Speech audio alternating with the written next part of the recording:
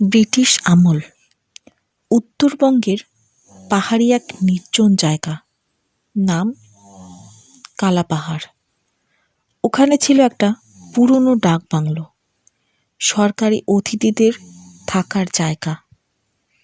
চারপাশে ঘন জঙ্গল, কুয়াশা আর নিচে গভীর খাদ। লোকেরা বলতো ওই বাংলোয় কেউ 3 রাতের বেশি টিকে থাকতে পারে না।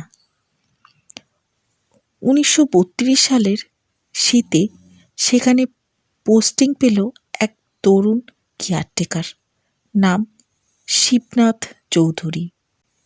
শিবনাথ ছিল শিক্ষিত, শহুরে, ভূত বিশ্বাস করত না। সে ভাবল এসব গ্রাম্য কুসংস্কার। বাংলোয় পৌঁছে সে দেখল বিশাল লোহার গেট, সেখানে লম্বা বারান্দা, কাঠের মেঝে, দেওয়ালে ঝোলানো ভাঙা ঘড়ি যেটা থেমে আছে রাত 2:17। প্রথম দিন সব শান্ত। দ্বিতীয় দিন ঠিক 2:17 ঘড়িটা হঠাৎ টিকটিক করে চলতে শুরু করলো। শিবনাথের সেই আওয়াজে ঘুম ভাঙল। সে শুনল ওপরে কেউ হেঁটে বেড়াচ্ছে, কাঠের মেঝেতে ভারী বুটের শব্দ। কিন্তু এই বাংলোয় তো সে একাই থাকে। সে লণ্ঠন হাতে সিঁড়ি দিয়ে উপরে উঠল। উপরে গিয়ে দেখল করিডর ফাঁকা, কিন্তু মেঝেতে একটা ভেজা কাদা মাখা জুতোর ছাপ, যেন কেউ জঙ্গল থেকে সোজা ভেতরে ঢুকেছে। এরপর তৃতীয় রাতে এক সরকারি অফিসার সেখানে থাকার কথা ছিল, কিন্তু ঝড়ের কারণে কেউ এলো না। রাত 2:17 এইবার শব্দ নয়, শিবনাথ নিজের ঘরের আয়নায় একটা মেয়েকে দাঁড়িয়ে থাকতে দেখল। সাদা শাড়ি, ভেজা চুল, মুখ দেখা যাচ্ছে না। সে ঘুরে তাকালো, পেছনে কেউ নেই। আবার আয়নায় তাকালো, মেয়েটা এবার একদম কাছে। আর ধীরে ধীরে সে বলছে, 3 রাত, শেষ রাত। পরদিন সকালে শিবনাথ স্টোর রুমে একটা পুরনো রেজিস্টার পেল। সেখানে লেখা 1929 সাল, নাম এলিনা ডিসুজা, অবস্থান 3 রাত, অবস্থা নিখোঁজ। আরও 3 জনের নাম, সবাই 3 রাতের মাথায় নিখোঁজ। রেজিস্টারের শেষ পাতায় লেখা 2:17 সে আসে। চলে এলো সেই দ্বিতীয় রাত। তৃতীয় রাতে ঝড় শুরু হলো। জানালা ধাক্কা খাচ্ছে। ঠিক 2:17। ঘড়ি নিজে থেকে বাজল। এবার শুধু বুটের শব্দ নয়, দরজা ধাক্কা, ধরাম ধরাম। শিবনাথ সাহস করে দরজাটা খুলল। বারান্দায় দাঁড়িয়ে আছে সেই মেয়েটা।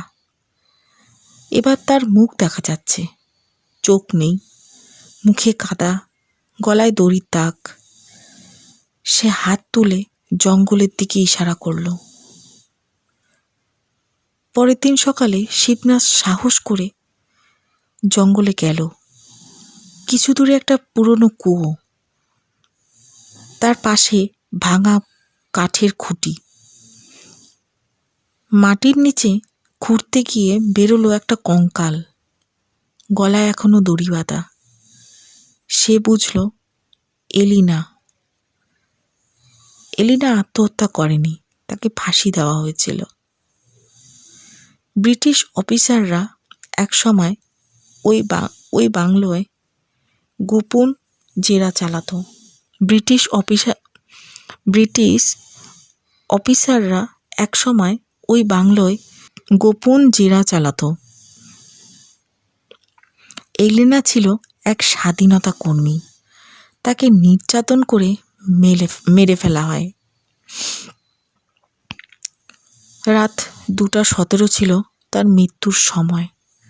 তার আত্মা 3 রাত পর পর কাউকে বেছে নেয় সত্য জানাতে, কিন্তু কেউ বাঁচে না। শিবনাথ ঠিক করল সে পালাবে না। রাত 2:17, এইবার আয়নায় শুধু একটা মেয়ে নয়, তার পেছনে দাঁড়িয়ে কয়েকজন বুট পরা ছায়া। এলিনা বলল, ওদের শাস্তি হয়নি। হঠাৎ বাংলোর ভেতর আগুন লেগে যায়। শিবনাথ দৌড়ে বাইরে এলো। পেছনে তাকিয়ে দেখল পুরো বাংলো আগুনে পুড়ছে। আগুনের মাঝে এলিনার ছায়া ধীরে ধীরে মিলিয়ে যাচ্ছে। লোকজন এসে দেখে বাংলো অর্ধেক পুড়ে গেছে, কিন্তু শিবনাথ এখনো বেঁচে আছে। আর 2:17 ঘড়িটা গলে গেছে। তারপর থেকে আর কখনো ওই সময় কোনো শব্দ শোনা যায়নি।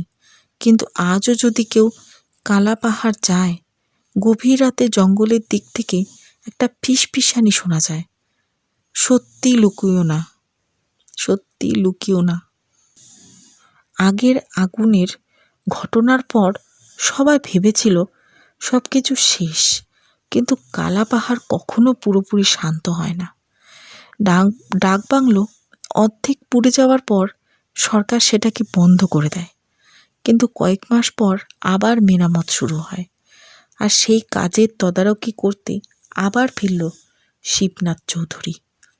সে বদলে গেছে, চোখের নিচে কালি, কম কথা বলে, কারণ সে জানে এলিনা পুরোপুরি যায়নি। পুরনো গলে যাওয়া ঘড়ির জায়গায় একটা নতুন ঘড়ি লাগানো হলো। প্রথম রাতে সব শান্ত, দ্বিতীয় রাতে একটা হালকা বাতাস, আর তৃতীয় রাতে ঠিক 2:17 নতুন ঘড়িটাও থেমে গেল। শিবনাথের বুক কেঁপে উঠল। এবার শব্দ এলো বাইরে থেকে নয়, ভেতর থেকে, মেঝের নিচ থেকে।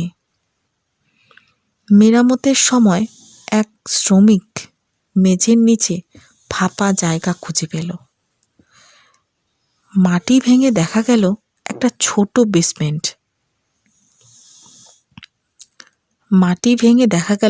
ছোট বেসমেন্ট। ধুলো জমা লোহার দরজা। শিবনাথ লণ্ঠন নিয়ে নামল নিচে। দেওয়ালে আঁচড়ের দাগ, লোহার রিং বাঁধা, আর কোণে পড়ে আছে একটা পুরনো ব্রিটিশ অফিসারের কোট। কোটের পকেটে পাওয়া গেল একটা চিঠি।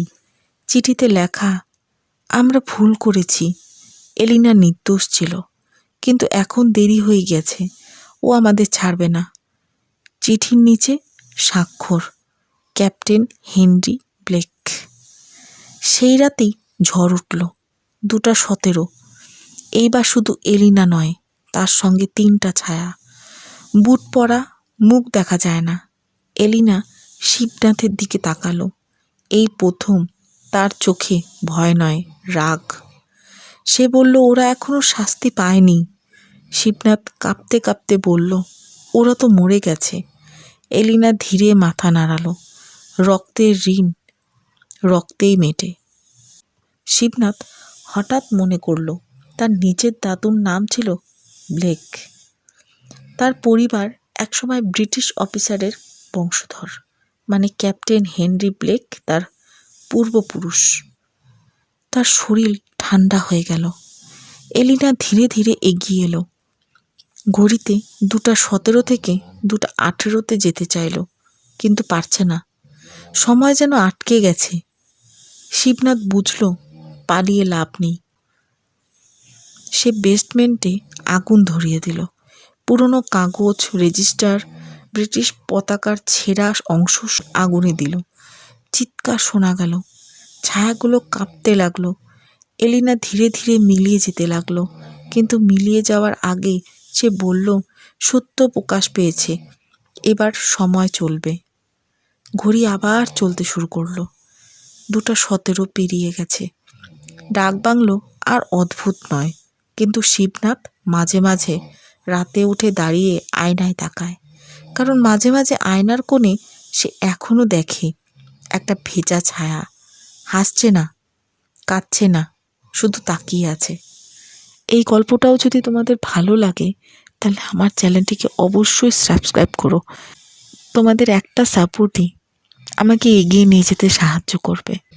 এই গল্পটিতে একটা লাইক করো, কমেন্ট করো এবং শেয়ার করো।